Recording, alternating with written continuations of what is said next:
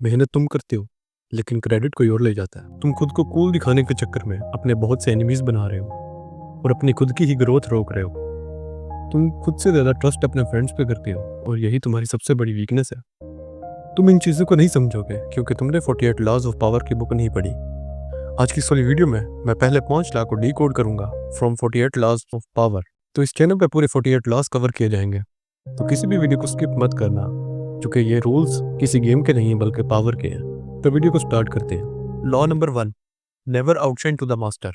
देखो, इस लॉ का मतलब ये है, कभी भी अपने सीनियर, अपने बॉस या अपने लीडर को इनसिक्योर फील मत करवाओ, वरना वो तुम्हारी ही ग्रोथ रोकेंगे।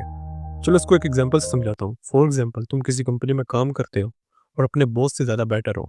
किसी मीटिंग के दौरान तुम अपने बॉस से ज़्यादा आउटशाइन करते हो और बेटर सजेशन देते हो। अब इससे होगा ये कि तुम्हारा बॉस इनसिक्योर फील करेगा और वो खुद को तुम्हारा कॉम्पिटिटर मानेगा, और अब उसको एक चीज़ का डर होगा कि तुम कहीं उसकी जगह ना ले लो।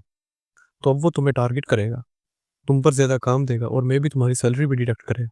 लेकिन अगर तुम इसी की जगह मीटिंग में कहते हो कि ये सब कुछ मैंने अपने बॉस से सीखा है, स्पेशल थैंक्स माई बॉस, जब तुम ये लाइन्स बोलोगे तो तुम्हारा बॉस इनसिक्योर फील नहीं करेगा, बल्कि वो सिक्योर फील करेगा और खुद पर प्राउड करेगा, और वो तुम्हारी ग्रोथ करने में हेल्प करेगा। और एट द एंड तुम बगैर किसी कंपटीशन के साइलेंटली ग्रो कर जाओगे। अगर मैं तुमसे कहूँ कि तुम्हें ज़्यादातर धोखे तुम्हारे दुश्मनों से नहीं बल्कि तुम्हारे दोस्तों से मिलते हैं, तो शायद तुम मेरी बात से एग्री करोगे। यही पावर का लॉ नंबर 2 कहता है, never put too much trust on your friends. देखो, इस दुनिया में तुम जिनके सबसे ज़्यादा करीब हो वो कोई और नहीं बल्कि तुम्हारे दोस्त हैं। तुम अपने दोस्तों पर हद से ज़्यादा ट्रस्ट करते हो, और ये दोस्त कब दुश्मन में बदल जाए कोई पता नहीं। और इन दैट केस, अगर तुम अपनी सारी पर्सनल इन्फॉर्मेशन, अपनी वीकनेसेस और अपनी स्ट्रेंथ्स अपने दोस्तों से शेयर करते हो, तो believe me, on that spot जब वो तुम्हारे एनिमी बनेंगे तो वो तुम्हारा नेक्स्ट मूव भी प्रिडिक्ट कर लेंगे। लेकिन अगर तुम सिर्फ लिमिटेड इन्फॉर्मेशन ही शेयर करते हो तो तुम सेफ रहोगे। और इसी लॉ का एक अल्टरनेट ऑप्शन है, यूज योर एनिमीज। देखो, तुम्हारे फ्रेंड्स को कभी भी लॉयल्टी प्रूव नहीं करनी पड़ती, इसलिए वो ट्रस्ट के इतने काबिल नहीं होते। लेकिन तुम्हारे एनिमीज को हमेशा लॉयल्टी प्रूव करनी पड़ती है, क्योंकि वो शुरू में तुम्हारे एनिमी थे और अब वो तुम्हारे फ्रेंड बने हैं। और इसलिए तुम्हारे फ्रेंड्स से ज़्यादा तुम्हारे एनिमीज ट्रस्ट के काबिल हैं। Law number 3, conceal your intention, never reveal your next move. देखो, इस लॉ का मतलब ये है, कभी भी अपना नेक्स्ट मूव पहले से रिवील मत करो, वरना लोग उसको तुम्हारे अगेंस्ट एक वेपन की तरह यूज़ करेंगे। चलो इसको एक एग्जांपल समझाता हूँ।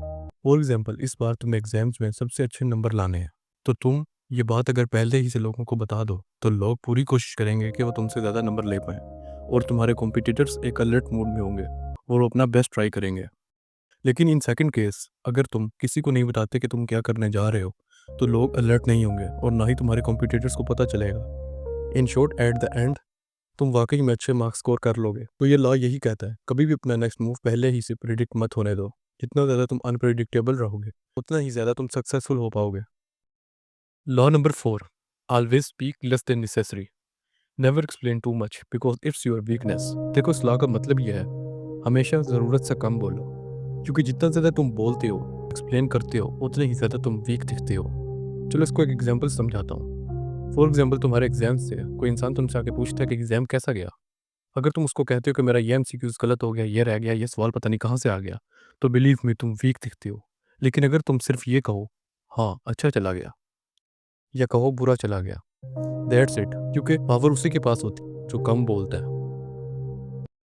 Law number 5, so much depend upon your reputation, your image decide you have power और नॉट।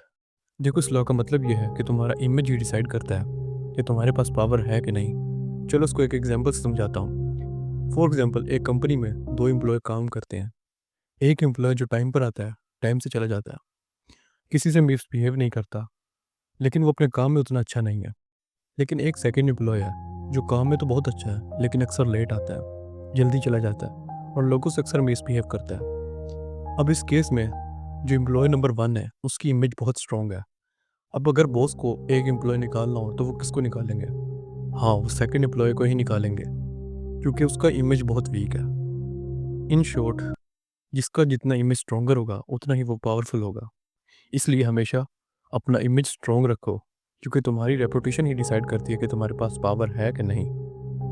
तो आज के लिए बस इतना ही, मिलूंगा आने वाली वीडियो में। अगली वीडियो लॉ नंबर 6 से लेकर लॉ नंबर 10 एक्सप्लेन होगा। तो चैनल को सब्सक्राइब कर लो क्योंकि इस चैनल पे पूरे 48 लॉज ऑफ पावर कवर किए जाएंगे। तो मिलते हैं आने वाली वीडियो में।